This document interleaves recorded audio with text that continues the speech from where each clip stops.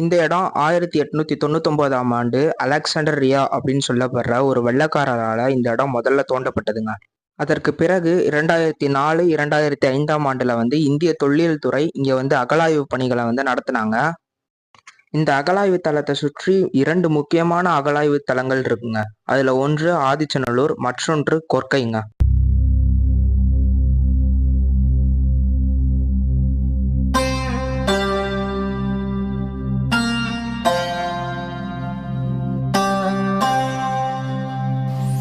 இங்க பாத்தீங்கன்னா தெரியும், இங்க மண்பானை சுவடுகள் இங்க காணப்படுதுங்க.